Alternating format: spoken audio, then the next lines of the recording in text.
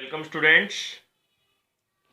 मैं प्रवक्ता government senior secondary school Jaitpur Jhajjar से आपको इतिहास की महत्वपूर्ण घटनाओं के बारे में जानकारी प्रदान करूंगा।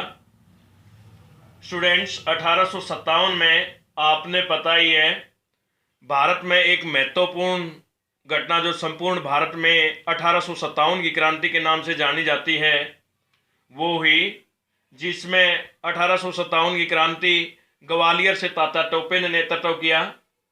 दिल्ली से बहादुर शाह के नेतृत्व में ये क्रांति चली। झांसी से रानी लक्ष्मीबाई ने 1857 की क्रांति का नेतृत्व किया और लखनऊ से बेगम हजरत महल, बैरकपुर से सैनिकों तथा मंगल पांडे ने 1857 की क्रांति का नेतृत्व किया। बरेली से बखत खां आदि ने 1857 की क्रांति की शुरुआत की, जिससे ये 1857 की क्रांति पूरे भारत में फैली और एक महत्वपूर्ण ऐतिहासिक घटना के रूप में जानी जाती है। 1857 के बाद अब हम 1858 की घटना के बारे में जानकारी प्राप्त करेंगे। 1857 की क्रांति होने के बाद जो उस समय हमारे देश में लॉर्ड कैनिंग शासक थे, जिनके जो ब्रिटिश सरकार के अधीन यहाँ कार्यरत थे, उसके बाद 1858 में कंपनी के शासन को समाप्त कर दिया गया और 1858 ईस्वी में ब्रिटिश सरकार ने भारत के शासन की बागडोर अपने हाथ में ले ली। ये यहाँ पर 1858 में एक महत्वपूर्ण घटना हुई थी। ये नोट करने की बात है स्टूडेंट्स, जो आपके टेस्ट में काम आएंगी। 1858 में ब्रिटिश जो शासन था उसकी समाप्ति हो गई थी, कंपनी का जो शासन था उसकी समाप्ति हो गई थी और ब्रिटेन की जो सरकार थी उसने जो शासन की बागडोर अपने हाथ में ले ली थी। ये 1858 का अधिनियम था, उसके नाम से जाना जाता है। फिर इसके बाद 1857 के बाद एक और भी महत्वपूर्ण घटना 1878 में हुई, जिसको हम वर्नैक्युलर प्रेस एक्ट के नाम से जानते हैं।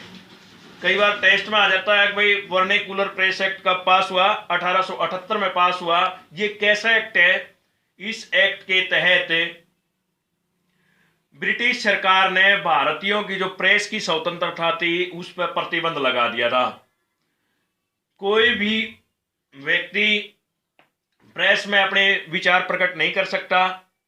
अगर कोई अपने विचार देता है या प्रेस में कुछ छपवाता है तो ब्रिटिश सरकार से अनुमति लेनी होगी। अगर मान ले उससे अनुमति नहीं लेता है तो वो एक दंडनीय अपराध माना जाएगा। एक ऐसा अंधा कानून पास किया गया था जो भारत के ऊपर प्रतिबंध लगा दिया था। प्रेस की स्वतंत्रता, अपने विचार व्यक्त करने की स्वतंत्रता पर प्रतिबंध लगा दिया था। सबसे पहले यहां से जो है एक प्रकार से स्वतंत्रता का गला घोटा गया था, क्योंकि प्रेस एक महत्वपूर्ण सरकार का चौथा स्तंभ माना जाता है आज भी, क्योंकि सरकार के 3 स्तंभ है, जैसे विधान पालिका, कार्यपालिका और न्यायपालिका। आज हमारा चौथा स्तंभ माना जाता है, जिसको हम प्रेस मानते हैं, जो जनता में जागृति पैदा करता है। लेकिन 1878 में अंग्रेजों ने इस चौथे स्तंभ पर हमारे पर प्रतिबंध लगा दिया था।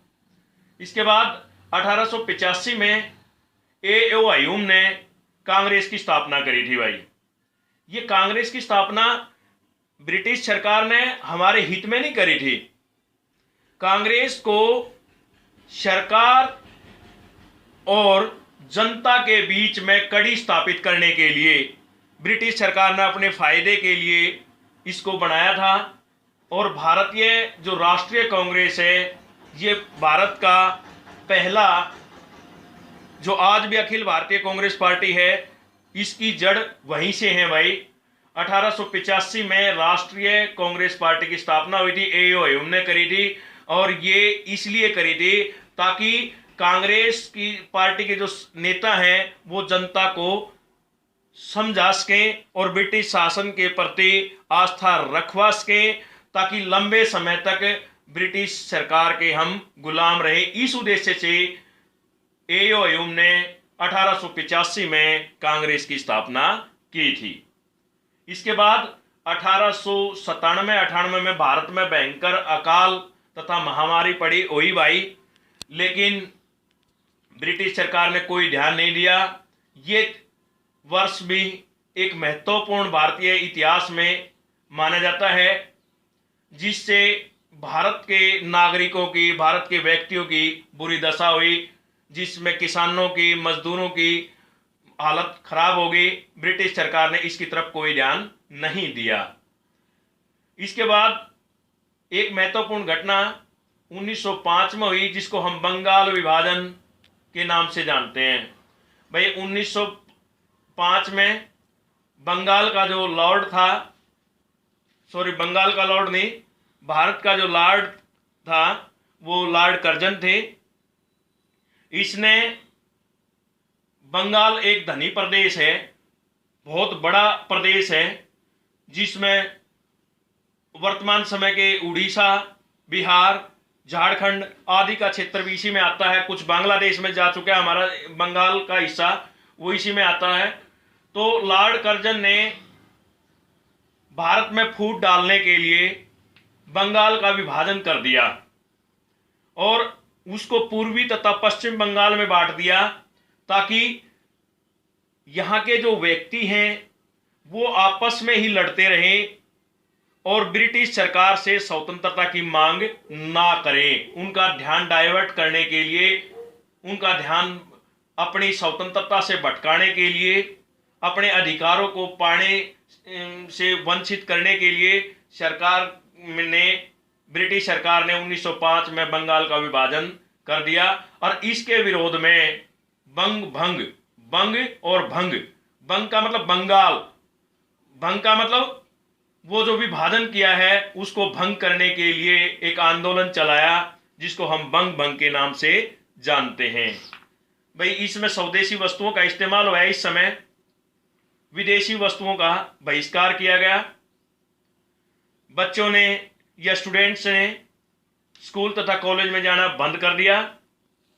इस प्रकार ये आंदोलन उग्र रूप से चला और संपूर्ण भारत में इसका विरोध किया गया और सरकार ने इसको दबाने की पूरी कोशिश की, लेकिन सरकार इस आंदोलन को दबा नहीं पाई। और लास्ट में जाकर के 1911 में भारत ने की जो भारतीय व्यक्तियों की जो योगदान था, उसके तहत बंगाल विभाजन को रद्द भी किया गया।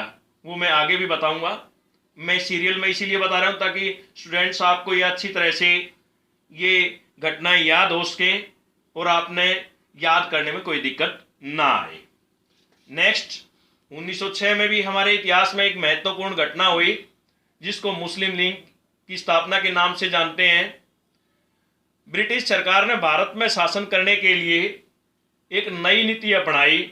अब भाई भारत का ध्यान जो है बदलता रहे, ये हमारे से स्वतंत्रता की मांग न करें। 1906 में, ये नोट करने की बात है, 1885 में कांग्रेस की स्थापना हुई, 1906 में मुस्लिम लीग की स्थापना हुई।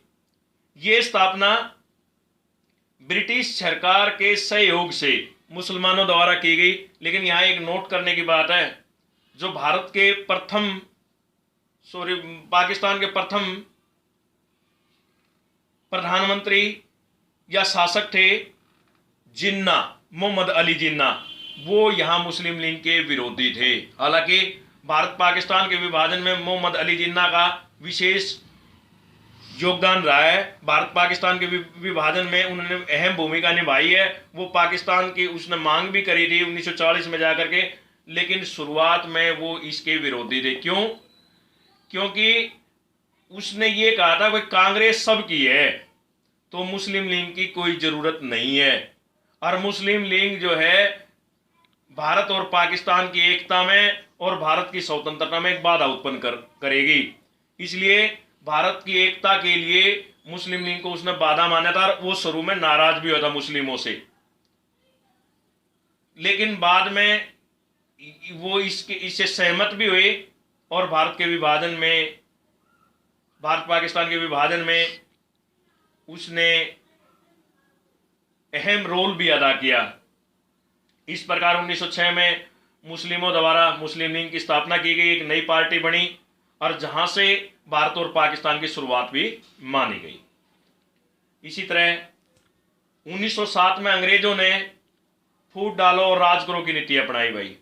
हिंदू और मुसलमानों में फूट डलवा दो, जैसे ये कह दिया मुसलमानों को, अब भाई आप तो जो है मध्यकालीन इतिहास में शासक रहे हैं, हिंदू आप पे भविष्य में राज करेंगे, और हिंदू और मुसलमानों में धर्म के आधार पर भेदभाव उत्पन्न करने लगे ताकि हिंदू और मुसलमान आपस में लड़ते झगड़ते रहें और मुसलमान इस पर अंग्रेज जो है लंबे समय तक इस पर भारत पर राज करते रहें। ये व्यवस्था या नीति 1907 में अंग्रेजों द्वारा अपनाई गई। इसी तरह एक और भी महत्वपूर्ण घटना हुई 1907 ईस्वी में, कांग्रेस में फूट पड़ गई भाई। कुछ नेता तो भारत को तुरंत आजाद करवाने में विश्वास रखने लगे, हिंसात्मक प्रवृत्ति द्वारा आजाद करवाने में विश्वास रखने लगे, और कुछ नेता ये कहने लगे भाई आजादी तो हम लेना चाह वहां और आजादी मिलेगी, लेकिन धीरे धीरे अहिंसात्मक रूप से ले, अंग्रेजों के नीतियों में विश्वास रख के ले, अंग्रेजों को अपने प्रति विश्वास में लेकर ले और धीरे धीरे आजादी मिल जाएगी और खून खराबा होने से बचने लगे। तो कांग्रेस के इन दो विचारधाराओं ने 1907 में दो दल बना लिए, गरम दल और नरम दल। गरम दल कांग्रेस के नरम व्यक्ति थे, जैसे सुरेंद्र नाथ बैनर्जी, दादा भाई नारोजी। ये व्यक्ति कांग्रेस की अंग्रेजों की नीतियों में विश्वास रखने लगे, अंग्रेजों की न्यायप्रियता में विश्वास रखने लगे और धीरे धीरे स्वतंत्रता में विश्वास रखने लगे। जबकि गरम दल वाले लाला लाजपत राय, विपिन चंद्र पाल, ये व्यक्ति गरम दल के नाम से जागृत हुए, गरम दल के नाम से जाने जाते हैं। ये अंग्रेजों के खिलाफ क्रांति के द्वारा भारत को स्वतंत्र कराने में हिंसात्मक के रूप से, उग्र आंदोलन रूप से भारत को स्वतंत्र कराने में विश्वास करते हैं। इस प्रकार जो 1885 में कांग्रेस बनी थी, 1907 में जाकर के इसके दो भाग बन गए, गरम दल और नरम दल। इस प्रकार 1907 में, सॉरी जो बीच में गलत बताया गया है, 1907 में जो विभाजन होया उसको हम गरम दल और नरम दल के नाम से जानते हैं। 1807 अगर बताया गया तो वो गलत है, 1907 में ये विभाजन हुआ था, क्योंकि 1807 से तो हमें इतिहास शुरू नहीं किया, 1885 से 1857 के बाद से शुरू किया है। अब इसके बाद है 1909 ईस्वी में मार्ले मिंटो सुधार एक्ट पास किया गया। भाई अंग्रेजों ने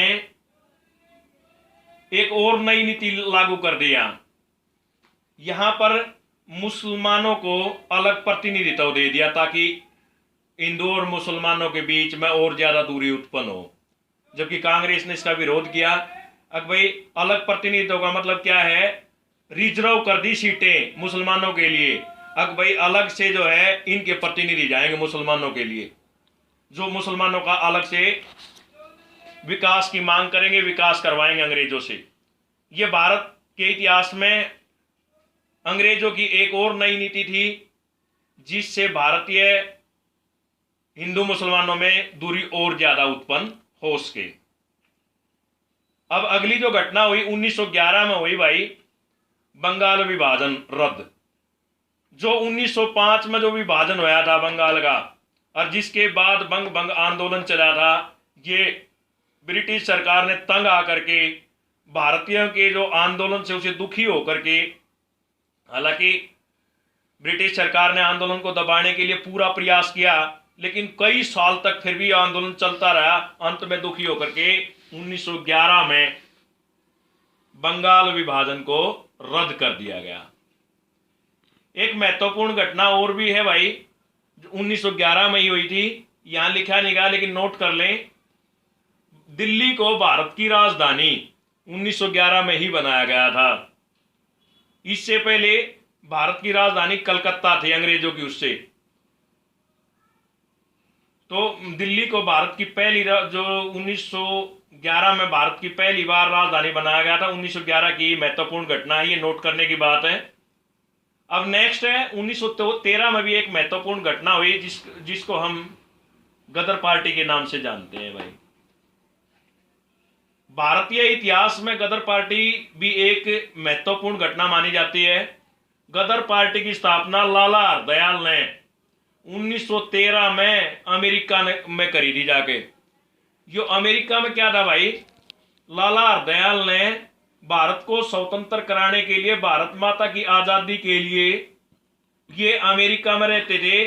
उन्होंने सोचा कि भाई भारत माता जो है अंग्रेजों के अधीन है, गुलाम है, भारत के नागरिक परेशान हैं, तो हम भी तो भारत के नागरिक भले ही अमेरिका में रहते हैं, तो जिस तरह भारत के आम व्यक्ति वहां आज़ादी कर लड़ रहे हैं, क्रांति कर रहे हैं, तो हम भी उसमें महत्वपूर्ण हवन की आहुति के रूप में काम करेंगे। लाला हरदयाल ने वहां पर भारतीय व्यक्तियों को इकट्ठा किया, इकट्ठा करके वहां से हथियार खरीदे और यहां क्रांतिकारियों को पहुंचाने लगे ताकि क्रांतिकारी अच्छी तरह से लड़ सके।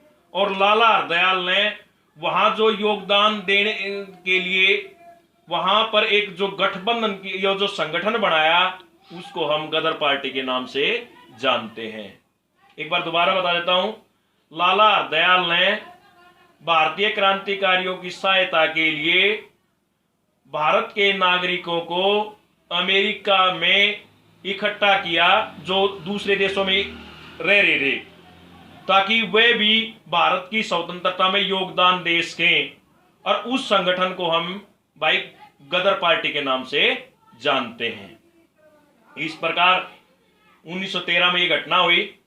1914 में भाई प्रथम विश्व युद्ध की शुरुआत होगी भाई।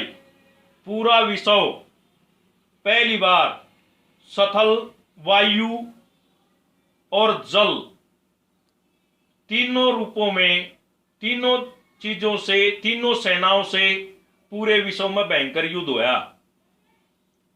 इसकी शुरुआत ऑस्ट्रिया के राजकुमार की हत्या से हुई है भाई। और भारत ने अप्रत्यक्ष रूप से इसमें भाग लिया। प्रत्यक्ष तक क्यों ना लिया भाई, क्योंकि हम अंग्रेजा के गुलाम थे। प्रत्यक्ष नहीं कह सकते, अप्रत्यक्ष रूप से भारत ने इसमें इस लड़ाई में भाग लिया, क्योंकि हम इंग्लैंड की तरफ से लड़ रहे थे। और भारत के जो नेता थे उन्होंने भी सहयोग दिया। विशेषकर एक घटना और हुई थी इसमें, प्रथम विश्व युद्ध में मुसलमानों ने भी योगदान दिया था, अंग्रेजों का साथ दिया था, लेकिन एक शर्त पर दिया था। अब भाई वह तुर्की के खलीफा के साथ बुरा व्यवहार नहीं करेंगे, क्योंकि तुर्की एक मुस्लिम देश है और जो उनका खलीफा है वो उसको भगवान के समान मानते थे। तो भारत के मुसलमान भी जो है अंग्रेजों का साथ तो देने से राजी हो गए थे, लेकिन ये कह दिया था अब तुर्की के खलीफा के साथ बुरा व्यवहार नहीं करेंगे, क्योंकि भारत के मुसलमान भी तुर्की के खलीफा को किसी अल्लाह या भगवान से कम नहीं मानते थे वो। लेकिन वो बुरा व्यवहार किया, जिसके बाद आंदोलन चला, खिलाफत आंदोलन, उसके बाद में चर्चा करेंगे, लगातार चल रहे हैं अब तो इस प्रकार 1914 में प्रथम विश्व युद्ध की घटना हुई, जिसमें भारतीयों ने अप्रत्यक्ष रूप से भाग लिया। इसी तरह भाई 1915-16 में, एक बार यहां आ जाए, 1915-16 में हिंदू महासभा की स्थापना हुई भाई। 1916 में ही और एक घटना और हुई जिसको हम लखनऊ समझौते के नाम से जानते हैं। ये लखनऊ समझौता क्या है भाई, इसको हम अंग्रेजी में लखनऊ पैक्ट के नाम से भी जानते हैं। आपको ध्यान होगा स्टूडेंट्स, 1907 में कांग्रेस का विभाजन हो गया था, नरम दल और गरम दल बन गए थे। 1916 में जाते जाते नरम दल को भी, गरम दल को भी और मुस्लिम लीग को भी मुसलमानों को भी ये विश्वास हो गया था अगर हम ऐसे ही अलग रहेंगे ना तो भारत से की स्वतंत्रता हम कभी भी प्राप्त नहीं कर सकते। और नरम दल को भी अब गरम दल की बातों में विश्वास होने लग गया था, और गरम दल को भी इस बात में विश्वास होने लग गया था कि भाई नरम दल के सहयोग बिना हम कुछ नहीं कर सकते, बिना संगठन के कुछ नहीं है हमारा, ऐसे ही अंग्रेज फायदा उठाते रहेंगे। इसलिए 1916 में नरम दल, गरम दल और मुस्लिम लीग तीनों इकट्ठे हो गए, जिसको हम लखनऊ समझौता या लखनऊ पैक्ट के नाम से जानते हैं। इसी तरह भाई 1916 में एक और भी महत्वपूर्ण घटना हुई जिसको होम रूल आंदोलन के नाम से जानते हैं। श्रीमती एनी बेसेंट भाई एक अंग्रेज अधिकारी है, उसने भारतीयों के दुख को देखा, भारतीयों के ऊपर जो अंग्रेज अत्याचार कर रहे थे उसको समझा, उसने भाई होम रूल आंदोलन चलाया। होम रूल आंदोलन में ये था भारतीयों ने उसका सहयोग दिया, स्वदेशी वस्तुओं का इस्तेमाल हुआ, विदेशी वस्तुओं का बहिष्कार किया गया और अंग्रेजी नीतियों का बहिष्कार किया गया। इस श्रीमती एनी बेसेंट का विशेष योगदान है भाई इसमें। होम रूल आंदोलन के माध्यम से भारतीयों में जागरूकता भी आई है। इसी तरह भाई 1917 में महात्मा गांधी के नेतृत्व में चंपारण सत्याग्रह हुआ भाई। ये चंपारण सत्याग्रह क्या है भाई? भाई अंग्रेज अपने स्वार्थ के लिए नील की खेती पर बल देने लगे और जो भारतीय जो खाद्य पदार्थ का इस्तेमाल करते थे उनसे उनको वंचित करने लगे।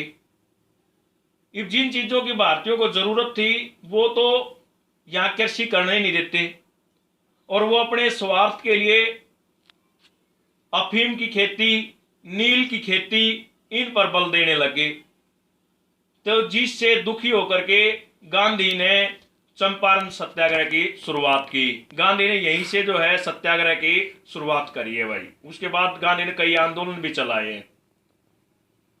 इसके बाद 1918 में प्रथम विश्व युद्ध समाप्त हो गया भाई, और जो अंग्रेजा ने ये कही थी भाई हम तुर्की के खलीफे के साथ बुरा व्यवहार नहीं करेंगे, जिस शर्त के तहत भारतीय मुसलमानों ने अंग्रेजों का साथ देने का वायदा कराया था प्रथम विश्व युद्ध में, वहां पर तुर्की के खलीफा के साथ बुरा व्यवहार किया गया, उसको अरेस्ट किया गया और उसको यातनाएं दी गई, जिससे भारतीय मुसलमानों ने इसको अपना अपमान समझा और यहां पर उन्होंने खिलाफत आंदोलन की शुरुआत की 1919 ईस्वी में। 1919 में जो खिलाफत आंदोलन हुआ उसका मेन कारण यही था, प्रथम विश्व युद्ध में अंग्रेजों ने अपने वायदे को पूरा नहीं किया, जिससे दुखी होकर के भारत के मुसलमानों ने खिलाफत आंदोलन की शुरुआत की। मतलब खलीफा के साथ प्रथम विश्व युद्ध में बुरा व्यवहार करने के कारण भारतीय मुसलमानों ने जो आंदोलन चलाया उसे खिलाफत आंदोलन के नाम से जानते, जो 1919 में ही चला। इसमें वही नियम है भाई, वही घटनाएं है, स्वदेशी वस्तुओं का इस्तेमाल हुआ, विदेशी वस्तुओं का बहिष्कार किया गया। स्वदेशी जो कपड़े थे उनको उनके का कपड़ा बना करके, जैसे सूत आदि का कपड़ा बना करके उसका इस्तेमाल करने लगे। विदेशी जो कपड़ा था उनकी होली जला दी गई, शराब की दुकानों पर धरने दिए गए, महिलाओं ने भी इस आंदोलन में भाग लिया। ये सारी कॉमन घटनाएं हैं, ये असहयोग में भी आ जाएंगी, भारत छोड़ो में भी, इसमें क्या नाम है, बंग बंग में भी आ जाएंगी, होम रूल में भी आ जाएंगी, और भी जितने भी आंदोलन होंगे नॉर्मल बातें हैं इसमें आ जाएंगी। इसी तरह 1919 में एक घटना और हुई, मांटेंगू चैम्प्सफोर्ड सुधार। भाई भारतीय जब भी कोई आंदोलन कराया करते या सत्याग्रह करते थे तो उसको दबाने के लिए ब्रिटिश सरकार ये कहते थे कि हम आपके लिए सुधार करेंगे। जिस तरह 1909 में मार्ले मिंटो सुधार एक्ट पास हुआ, उसी तरह 1919 में मांटेंगू चैम्प्सफोर्ड सुधार अधिनियम पास हुआ, जिसके तहत भारतीयों को उन्होंने थोड़ी बहुत सुविधा दी थी, लेकिन भारतीय इससे ज्यादा संतुष्ट नहीं हुए, तो एक शासन प्रणाली लागू कर दी थी इसमें। इसको हम 1919 का अधिनियम के नाम से भी जानते हैं। इसी तरह भाई एक 1920 में भी एक महत्वपूर्ण घटना हुई जिसको हम असहयोग आंदोलन के नाम से जानते हैं।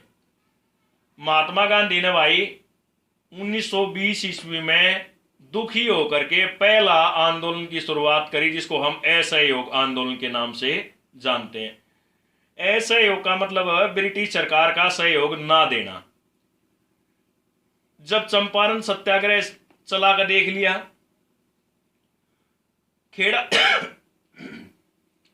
खेड़ा सत्याग्रह करके देख लिया, और भी बहुत सारे सत्याग्रह करके देख लिए गांधी ने, उधर से मुसलमान दुखी हो गए, तो गांधी ने अब ब्रिटिश सरकार का सहयोग ना देने के लिए 1920 ईस्वी में एक आंदोलन चला, जिसको हम असहयोग के नाम से जानते हैं। इसमें भाई गांधी शुरुआत में गांधी के साथ थोड़े से आदमी थे, धीरे धीरे कई हजार आदमी इस आंदोलन से जुड़े और धीरे धीरे संपूर्ण भारत में यह आंदोलन फैल गया। लेकिन एक घटना हुई, इसके साथ ही मैं बता देता हूं, चोरा चोरी घटना। उत्तर प्रदेश में चोरा चोरी नामक स्थान पर बहुत सारे आदमी हिंसात्मक घटनात्मक रूप अपनाते हुए पुलिस थाने, जो ब्रिटिश सरकार के जो पुलिस थाने थे, उनमें आग लगा दी। जो यो गांधी का असहयोग आंदोलन था, ये चोरा चोरी नामक स्थान पर जाकर के हिंसात्मक रूप धारण कर गया, जिससे गांधी दुखी हो गया और असहयोग आंदोलन को वापस ले लिया, क्योंकि अहिंसात्मक रूप से चला था और हिंसात्मक रूप धारण कर गया, जिससे दुखी होकर के गांधी ने इस आंदोलन को वापस ले लिया। कई इतिहासकार तो ये भी कहते हैं कि भाई यहाँ जो चोरा चोरी घटना के बाद गांधी असहयोग आंदोलन वापस नहीं लेता था, हो सकता है भारत को स्वतंत्रता और भी पहले मिल जाती। लेकिन गांधी का जो आंदोलन थे जितने भी थे वो अहिंसात्मक रूप से चलाए गए थे, लेकिन हिंसात्मक के कारण ये वापस लिया गया था। अब इससे पहले एक घटना अपनी और रह गई, राष्ट्र संघ की स्थापना। ये राष्ट्र संघ क्या है भाई?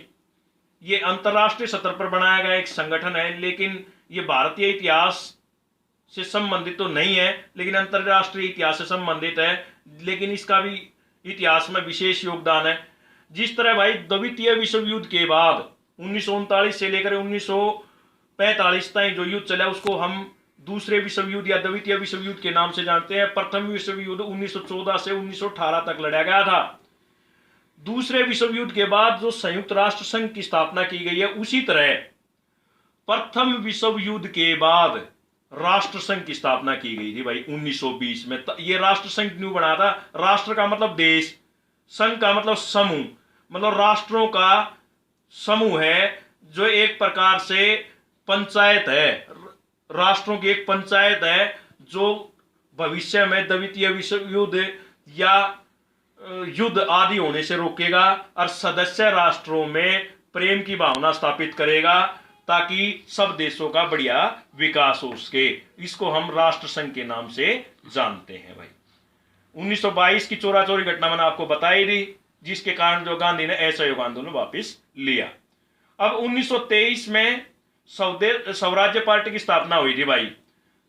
सीआर दास तथा मोतीलाल नेहरू ने स्वराज्य पार्टी की स्थापना करी थी भाई। यह भी एक महत्वपूर्ण घटना मानी जाती है।